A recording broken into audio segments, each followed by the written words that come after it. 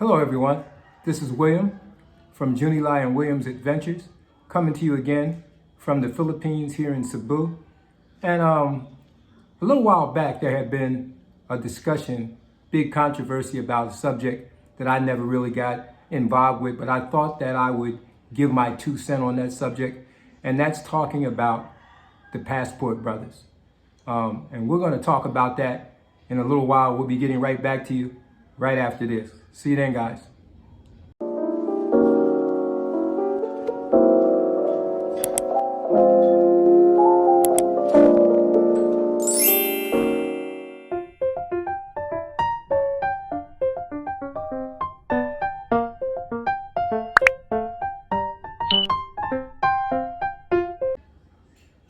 Once again, welcome guys.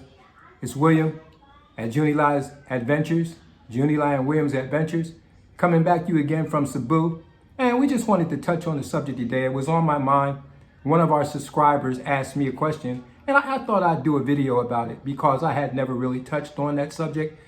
Read a lot about it on other vlogs, seen a lot about it on TikTok. I've seen a lot about it on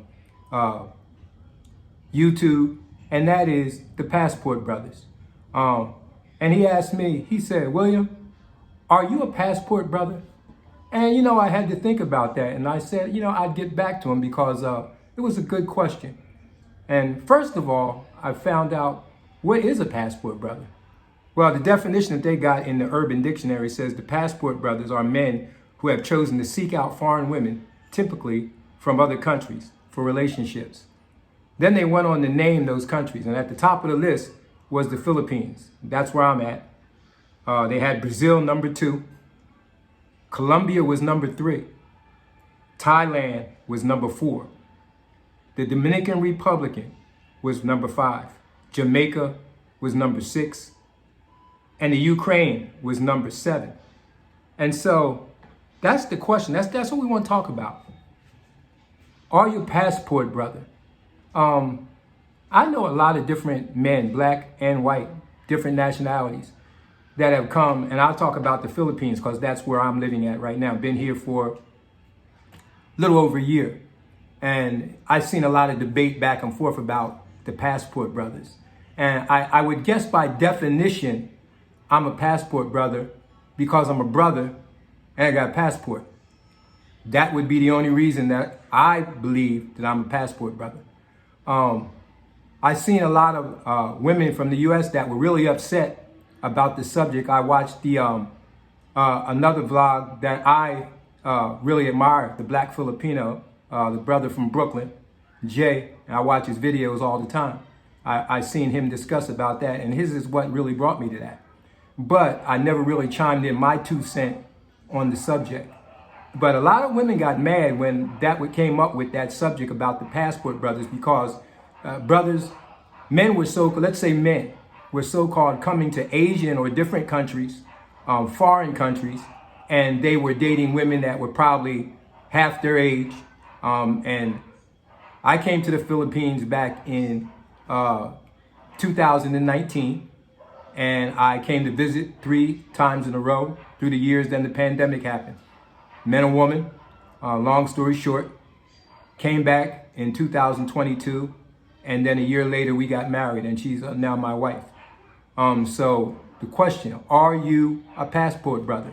And feel free to chime in, guys. Give us a thumbs up and subscribe to our channel, and put your comments in. I'm anxious to hear the comments of what some other brothers and other men in the Philippines are saying about this subject, even though it's been out a while, but this is my 2 cent video. And so a lot of the women and a lot of black women and white women from the U.S. were upset about that subject and saying, well, they're just a bunch of losers that went to date these poor, poverty-stricken women in the Philippines, in Jamaica, in Thailand, and Brazil, these other countries that were named on the list because they will take our trash, they will take our leftovers. Well, it is true that somebody's trash is somebody's treasure, but I met many brothers over here in the Philippines. Matter of fact, there's a men's group that I'm affiliated with over here called BIP, and that's Brothers in the Philippines. We meet the first Sunday of every month here in Cebu. And none of us, and I would have to speak for myself, I don't consider myself having come to the Philippines because I was a loser in the U.S. I was very successful in the U.S. I did a lot of things in business. I'm a drug and alcohol counselor with a degree. I was a pastor of a church for 10 years. I started a men's shelter called Good Samaritan Men's Shelter that's still up and running and helping lots of homeless men and women to this day in many different cities in the United States. So I was married for 18 years. My wife passed away, and then I remarried and got divorced. That wife also had passed away. Unfortunately, both of the women I was married to had passed away. And when I had decided to retire, I started looking online and I started thinking about my golden years, so to speak, when from 65 on. And I decided that, I was going to get myself a passport. I had got a passport a couple years before I retired. I took a couple trips like to New Orleans. I went to Florida. But I never considered myself a passport brother. I was just a man with a passport. And I thought that until this movement came out, I never thought any more of that. That I happened to be a black man, a brother with a passport. Not that passport brothers really has a nationality. I think that everybody has their own reason for doing the things they do.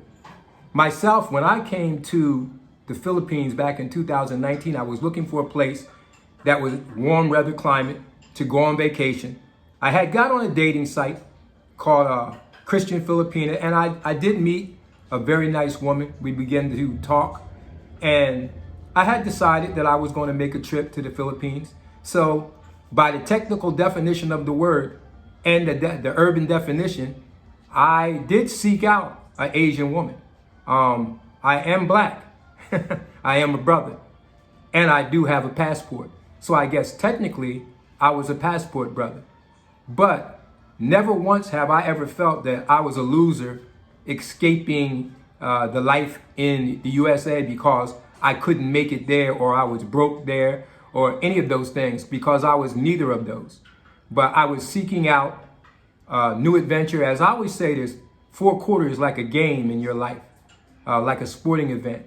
And all of us go through those 4 quarters of our life. That's being the first quarter, depends on what your age is. Maybe that's from 18 to 20 in your 20s. And then you go through your 30s, you go through the second quarter. And then you go into your 40s, which is the 40s up to the maybe the 50s is the third quarter. But once you get from 62 to 65, most of your better years are behind you, so people say. And you've got more time behind you than in front of you. And so I was in my golden years, and I would consider myself now living in the 4th quarter of my life.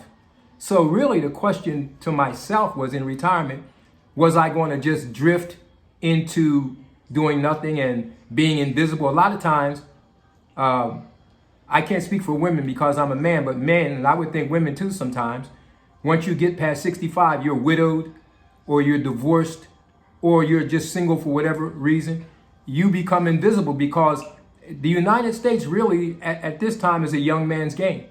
A young man has the money, a young man has the looks, a young man has the clout. And some of us older men, we drift into obscurity.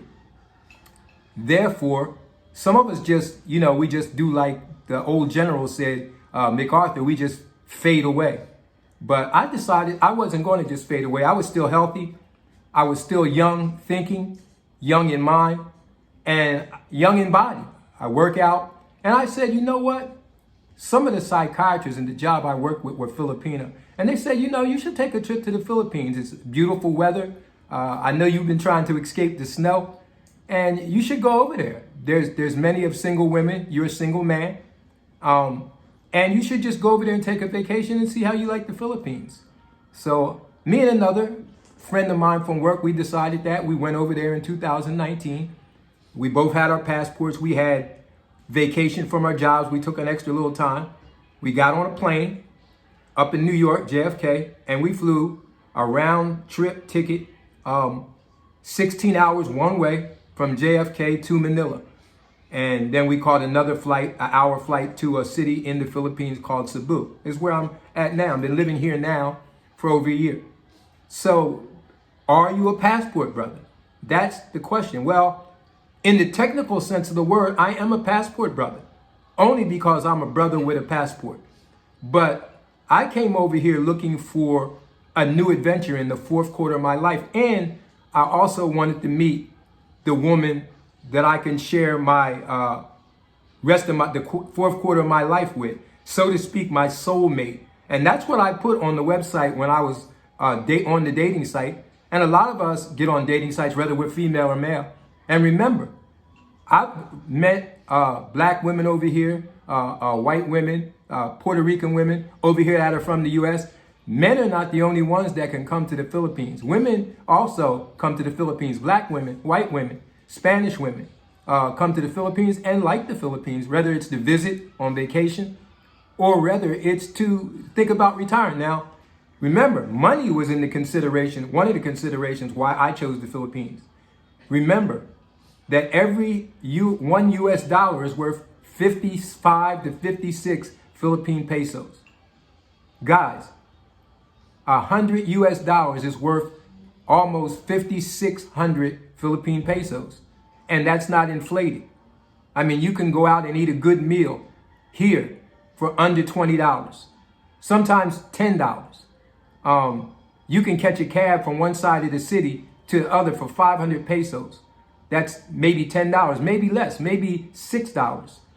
And so, I've immersed myself trying to learn the culture, which I'm still learning after being here over a year. And so, am I a passport brother? Only by the technical definition of the word. Actually, I'm married to a great woman now, a Filipina. Her name is Junie Lai. We do our vlog together, Junie Lai and Williams Adventures. We travel to different islands. She introduces me to all kinds of different foods and into the culture. And we go around and we like to make videos showing the people back in the West, in the US, what the culture's like here.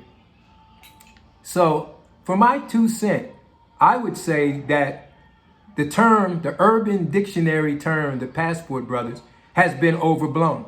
I think that a lot of times us men, whether we're in our 40s, 50s, 60s, you're in the first quarter, second quarter, third quarter, or fourth quarter of your life, a lot of men came here seeking love, trying to meet their soulmate, and maybe they have met them online and they came to see them, but also men were looking for a new adventure. They've done a lot of things in life. Remember, because we have a passport, because we had our finances in order enough. Remember, if you don't have your finances in order, you couldn't even get on a plane and travel 16 hours one way to the other side of the world, guys. The Philippines is the other side of the world. The culture here is different from the U.S. as night is from day. But one thing I will say is that you're not looked down on here for the color of your skin. Even though the Philippine culture, they look at white and they try to brighten their skin, they're not negative because you're black. They're not negative because of your nationality. When you walk in a store, you're not shunned. You're not looked at as something that's lower than this. So people are friendly here. They're very welcoming because it's a tourist destination. There's beautiful beaches here with white sand, crystal blue water, waterfalls. There's things that should be on every person's bucket list that a lot of us, maybe some of us couldn't afford to go spend a month in Hawaii or Key West. But you could spend a month here because you could come here and get a condo and rent a condo for maybe $300-400 for the whole month. So that's the question that I was asked by our subscribers. William, are you a passport brother?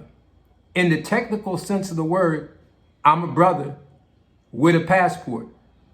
If that makes me a passport brother, then I'm glad to be a passport brother. And I've met a lot of other men over here from Canada, from different parts of the world that also got their passport and found happiness and contentment, and most of all, joy back in their life and a new lease on life by being here in the Philippines.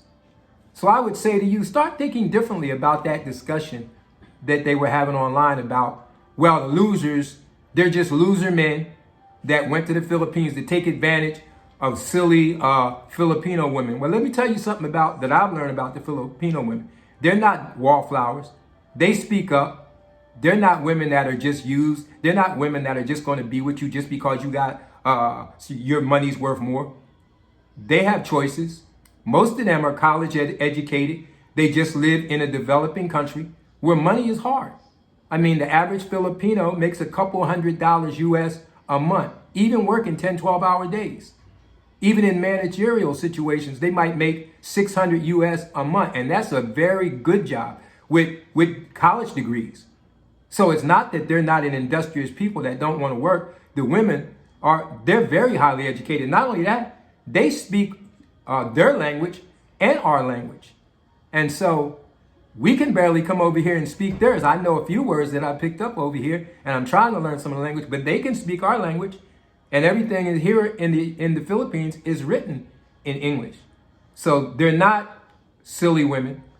They're not women that are just taking some women in the U.S. as trash, as I've seen some women say on the YouTube. But passport brothers are just men that had a passport, that had their finances in order. They came looking for a new lease on life, someplace they wouldn't be felt like they're invisible in their older age, and they just want to enjoy their life. Don't forget, guys, give us a thumbs up, subscribe to our channel, and we'll continue to bring you content and subjects that we think you would want to hear. Don't forget to, if you got comments and you want to chime in with what you think about that subject, please feel free. We'll be looking for the comments because we do read them and we do answer them. Now remember, you have to enjoy your life because tomorrow's not promised. You have to enjoy the day because none of us know what tomorrow's going to bring. So guys, we're going to let you go, but get back to us next time. We'll be bringing you another subject. And later on in December, my birthday's coming up. We're going to be going to Camotes Island, and we're going to take you there with us. So we'll see you next time, and we'll probably take a ride and talk or a walk and talk, and we'll come back to you with another subject. Till then, remember, we'll see you later here.